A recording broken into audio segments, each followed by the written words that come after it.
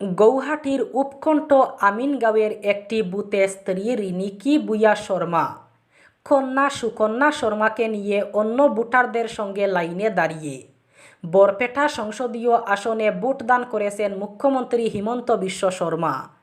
অসমের সংসদীয় ও বিধানসভা এলাকা ডিলিমিটেশনের পর এবার প্রথম তিনি নিজের দলীয় প্রার্থীকে বাদ দিয়ে এনডিএভুক্ত অসম গণ পরিষদের প্রার্থী ফণীভূষণ চৌধুরীকে ভোট দিয়েছেন। বরপেটায় জোট শরিক অগপ প্রার্থী ফণীভূষণ চৌধুরী বিপুল ভোটের ব্যবধানে বিজয় লাভ করে কেন্দ্রে নরেন্দ্র মোদীর হাত শক্ত করবেন। এই দাবি আগামী 4 জুন ভোটের ফলাফল প্রকাশের পর পরিষ্কার হয়ে যাবে বলে মুখ্যমন্ত্রী বলেছেন। সোয়াইন ফ্লুতে আক্রান্ত হয়ে আরও এক শিশুর মৃত্যু ঘটল। এতে বরাকে মৃতের সংখ্যা বেড়ে 2 হল। শিলচর মেডিকেল কলেজ হাসপাতালে মৃত্যু ঘটল সোয়াইন ফ্লু আক্রান্ত এক শিশুর। মেডিকেল কলেজ হাসপাতালের সোশ্যাল অ্যান্ড প্রিভেন্টিভ মেডিসিন বিভাগের অধ্যাপক ডক্টর অজিত দে জানিয়েছেন, শিলচর উত্তর কৃষ্ণপুরের বাসিন্দা 4 মাস বয়সী এই শিশুপুত্র নিউমোনিয়ায় আক্রান্ত হলে গত 12 এপ্রিল তাকে ভর্তি করানো হয় মেডিকেলে। পরবর্তীতে দেখা যায় ওই শিশু সোয়াইন ফ্লুতেও আক্রান্ত। মঙ্গলবার সকালে ওই শিশুর মৃত্যু ঘটে। এছাড়া বর্তমানে সোয়াইন ফ্লুতে আক্রান্ত 2 শিশুর চিকিৎসা চলছে। একজন উত্তর কৃষ্ণপুরেরই বাসিন্দা, অন্যজন শিলচর দুধপাতিল এলাকার। ভূমিকম্পে কেঁপে উঠল অসমের সঙ্গে উত্তর পূর্বাঞ্চলীয় আরেকটি রাজ্য। আজ অর্থাৎ বুধবার সকালে অসমের কিছু অংশ এবং উত্তর পূর্বাঞ্চলের আরেকটি রাজ্যে ভূমিকম্প আঘাত হেনেছে। উত্তর পূর্বের 2টি রাজ্যে মৃদু ভূমিকম্প আঘাত হেনেছে। আজ ভোর 4:55 ভূমিকম্প অনুভূত হয়। ন্যাশনাল জিওলজিক্যাল সার্ভে জানিয়েছে রিক্টার স্কেলে ভূমিকম্পের মাত্রা ছিল 3.1। এর কেন্দ্রস্থল ছিল পার্শ্ববর্তী রাজ্য অরুণাচল প্রদেশ। ভূমিকম্পটি অসমের গুগামুখ এবং উত্তর লখিমপুরের পাশাপাশি পার্বত্য রাজ্যে আঘাত হেনেছে। অরুণাচল প্রদেশের দক্ষিণ সুবনশিরি জেলায় ভূমিকম্প আঘাত হেনেছে। ভূতাত্ত্বিক জরিপ জানিয়েছে সমুদ্রপৃষ্ঠ থেকে 10 কিলোমিটার গভীরে ভূমিকম্পটি আঘাত হানে। মঙ্গলবার দেশের 11টি রাজ্যে অনুষ্ঠিত হল 3য় পর্যায়ের লোকসভা নির্বাচন। এই 11টি রাজ্যের মধ্যে সর্বাধিক ভোটদান হয়েছে অসমে। এই রাজ্যে ভোটদানের হার 75.01%। বিপরীতে ভোটদানের হারে সর্বনিম্ন স্থানে রয়েছে মহারাষ্ট্র। সে রাজ্যে ভোট পড়েছে 53.95%। সাম্প্রতিক তথ্য অনুযায়ী 3য় পর্যায়ের লোকসভা নির্বাচনে যে রাজ্যগুলিতে এদিন ভোট হয়েছে সেগুলোর ভোটদানের হার হচ্ছে বিহারে 56%, ছত্তিশগড়ে 67%, গোয়ায় 74%, গুজরাতে 56%, কর্ণাটকে 67%, মধ্যপ্রদেশে 62%, উত্তরপ্রদেশে 57% এবং পশ্চিমবঙ্গে 73%। অন্যদিকে কেন্দ্রশাসিত অঞ্চল দাদরা ও নগর হাভেলি এবং দমন ও দিউলি ভোটদানের হার হচ্ছে 65%। উল্লেখ্য, 3য় পর্যায়ের নির্বাচনে প্রায় 120 জন মহিলা সহ 1300-এর অধিক প্রার্থী নির্বাচনে অবতীর্ণ হয়েছেন। মোট ভোটার ছিলেন 17.24 কোটি এবং দেশে 1.85 লক্ষ ভোট কেন্দ্রে ভোটাররা ভোটাধিকার প্রয়োগ করেছেন।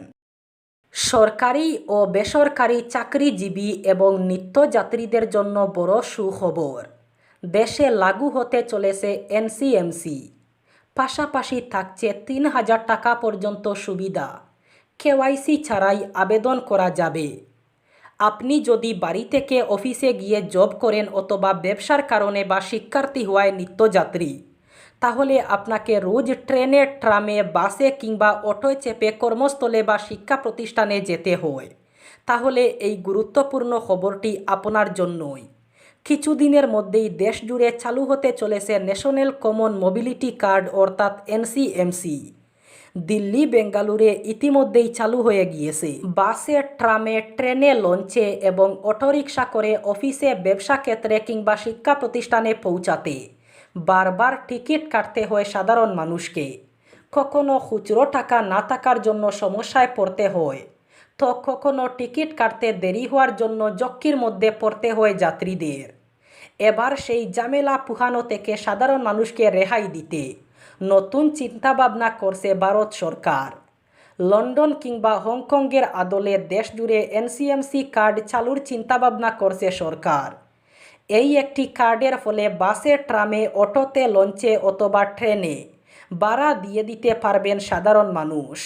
মুক্তি পাবেন লাইনে দাঁড়িয়ে টিকিট কাটার ঝামেলা থেকে। দিল্লি এবং বেঙ্গালুরে এইরূপ কার্ড চালু হলেও অন্যান্য রাজ্যগুলিতে কবে এনসিএমসি চালু হবে তা নিয়ে এখনও কোনো ঘোষণা করেনি সরকার। ধুবড়ী লোকসভা আসনে এবার নিয়ে টানা চতুর্থবার নিজের জয় নিয়ে প্রচণ্ড আশাবাদী এআইইউডিএফ সুপ্রিমো বদরুদ্দিন আজমল।